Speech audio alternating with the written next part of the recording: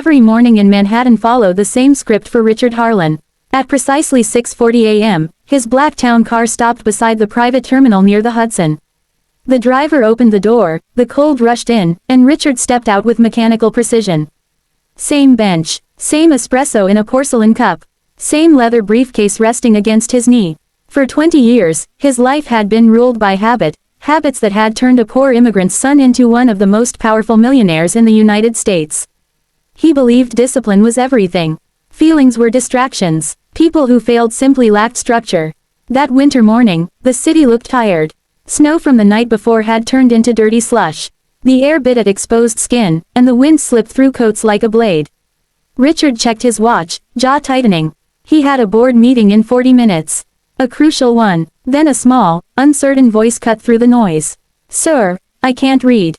Can you read it to me?" Richard barely looked up at first. Children begged in the city all the time. Change, food, attention. He reached into his pocket, assuming that was what this was about. But when he finally raised his eyes, he froze. The boy was thin, maybe 10 or 11. His cheeks were red from the cold, lips slightly blue. He wore a jacket meant for autumn, not December, and his shoes were split at the toes, wrapped with tape that had lost its stick.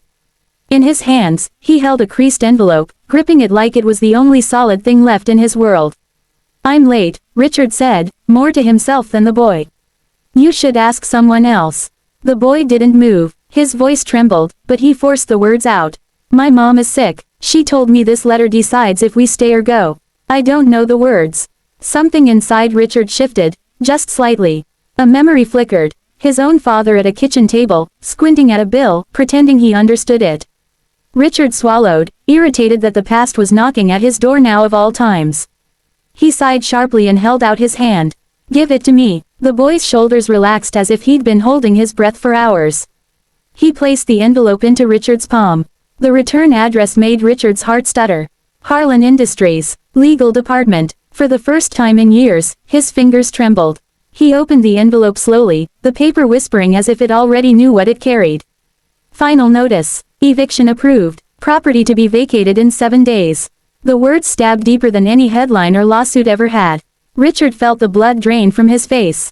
The world around him seemed to dull, the traffic noise fading, the cold forgotten. This is about your home," he said quietly. The boy nodded, staring at the ground. "They say we don't pay enough. My mom cries at night. She thinks I don't hear." Richard closed the letter, his chest tight. All those policies he signed without reading names. All those numbers that were actually people. Every morning at 6:40 sharp, Richard Harlan's life ran like a machine. Same black car, same silent driver, same leather briefcase worth more than most people's rent. Habits had made him a millionaire, cold, efficient, unstoppable. The city outside the terminal was alive but ignored by him. Homeless men huddled near steam vents. Mothers rushed children to school. To Richard, they were background noise. Numbers mattered. People slowed you down. He lifted his porcelain cup, checking his watch, when a small voice shattered the routine. "Sir, I can't read. Can you read it to me?" Annoyance flashed across Richard's face. He didn't look up at first. Kids begged every day, but then the voice came again, softer, broken. "Please, my mom said it's important." Richard exhaled sharply and looked down. The boy stood shivering, no jacket zipper, hands red and cracked from the cold. His shoes were taped at the front. In his hands was an envelope, creased, dirty, but held like a treasure. His eyes weren't begging for money. They were begging for answers. "I'm busy," Richard said, though his voice lacked its usual edge. The boy swallowed. "They said we have 7 days. 7 days. Something about those words hit harder than expected. Against his better judgment, against habit, Richard reached out. "Give it here." The moment he saw the return address, his heart stopped. Harlan Industries. His company. His fingers went cold as he opened the envelope. The paper trembled, not from the wind, but from the weight of responsibility he had avoided for years. Final notice. Eviction confirmed. Failure to vacate will result in forced removal. Richard felt the color drain from his face. The millionaire who never flinched in billion-dollar meetings suddenly couldn't breathe. "This letter," he whispered, "is about your home." The boy nodded quickly, eyes glassy. "My mom is sick. She used to read to me.